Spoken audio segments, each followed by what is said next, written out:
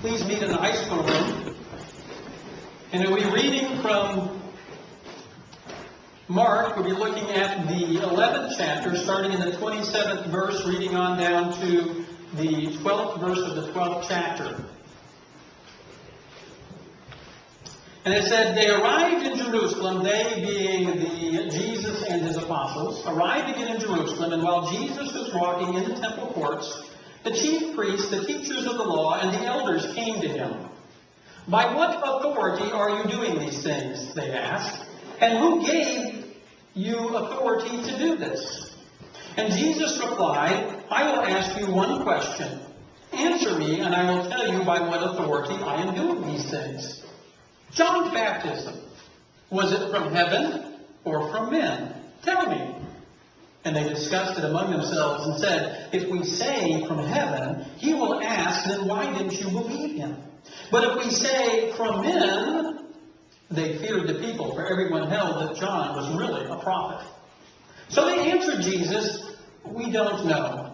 And Jesus said, neither will I tell you by what authority I am doing these things. He then began to speak to them in parables. A man planted a vineyard. He put a wall around it. He dug a pit for the winepress and built a watchtower. Then he rented the vineyard to some farmers and went away on a journey.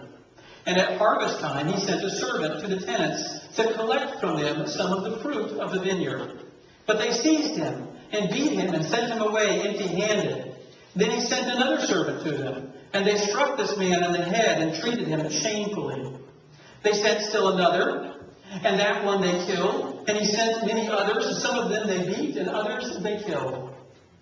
He had one left to send, a son, whom he loved. And he sent him last of all, saying, they will respect my son.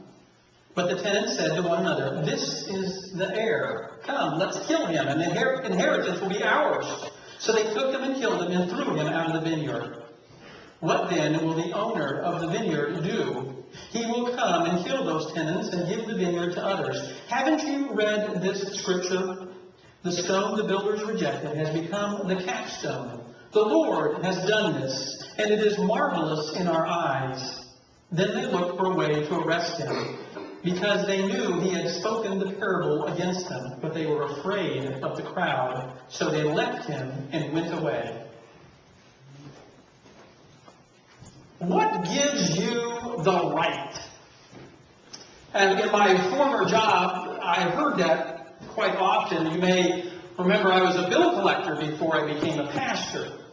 And so I'd call people up and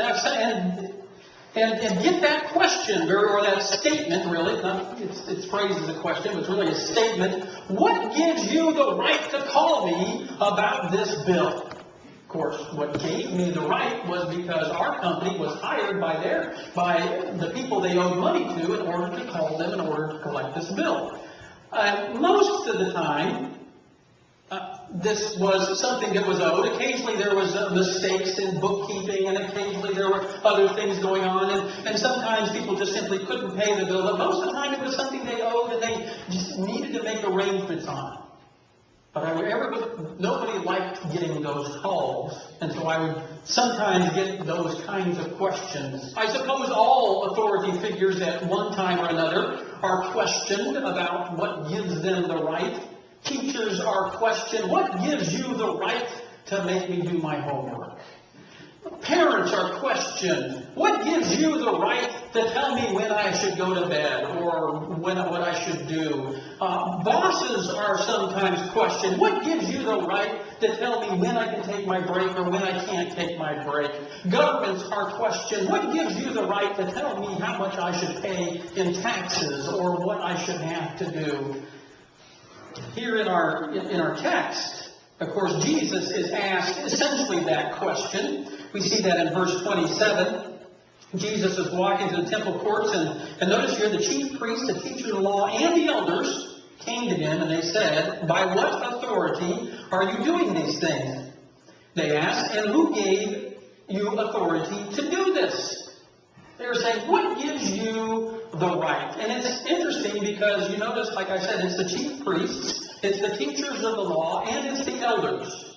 It's the three groups of people who are in charge of the temple. temple and for the most part in charge of the Jewish religion. If they did not give him the right, then nobody has given him the right, at least humanly speaking. And so it's one of those questions that they didn't expect an answer from, because they already thought they knew the answer of course being nobody. Jesus tries to engage them in this discussion, and of course they refuse to get involved in this discussion, so he doesn't answer them outright. But then he does answer them with a parable about a vineyard and about some tenants. And he answers the question, what gives him the right? Today, people still shake their fists at God. They say, what gives you the right to interfere in my life? And this parable tells us what gives God the right to interfere in our own lives. And so that's what I want to look at today. I want to look at this parable with the idea, what gives God the right to interfere in our lives? And then I want to look at our text from Philippians that we read from responsibly earlier as a positive example of someone who allows God the right to interfere in his life. But first we're going to get into this parable. What gives God the right? And there's 4 reasons in here. The first reason, we see this here in the very first verse, a man planted a vineyard. He built a wall around it. He dug a pit for the winepress and built a watchtower. Now that's a lot of work. I've never actually planted a vineyard, but I've been told that it's more work planting a vineyard than it is, for instance, planting corn or soybeans. And this man plants this vineyard. Not only does he plant the vineyard, but he builds a wall, he builds a tower, and he builds a winepress in it. I mean, this is a lot of work. And so then he rents it out to people. He created this vineyard. He expects, or should expect, to be able to receive something from it. God created you and I. He created us. In Acts chapter 17, Paul is at Athens, and he's talking to the people there at the Mars Hill. And this is part of what he says. The God who made the world and everything in it is Lord of heaven and earth, and does not live in temples made by human hands. And he is not served by human hands as if he needed anything, because he himself gives all men life and breath and everything else. From one man he made every nation of men that they should inhabit the whole earth, and he determined the time set for them and the exact places where they should live. God did this so that men would seek him and perhaps reach out for him and find him. And though he is not far from each one of us, for in him we live and move and have our being. As some of your own poets have said, we are his offspring. God created each and every one of us. He planted us like a vineyard, if you will. He built a wall around us. He has been protecting us. He has been taking care of us every day of our lives, whether we were aware of it or not.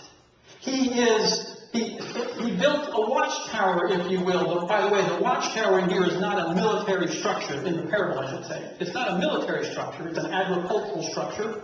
And it's a place for the owner to go, and it's a place for things to be stored in. God created us to have a relationship with him. He created a God-shaped hole in our hearts, if you will, that only God can fill, that he should inhabit it.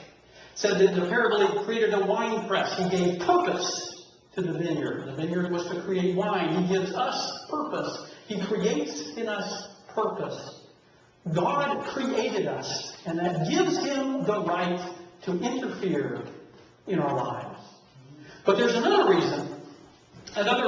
We see this in verses 2 through 5. He talks about sending the servants to the tenants to collect them, and they beat them and they seize them. But anyway, God tells the tenant, or the owner of the vineyard, tells the tenants what he expects of them and what he has done for them. And God does the same for us. He tells us what he has done for us and in the world at large, and he tells us what he expects of us. And he does this primarily through the Bible, through his word, his written word here.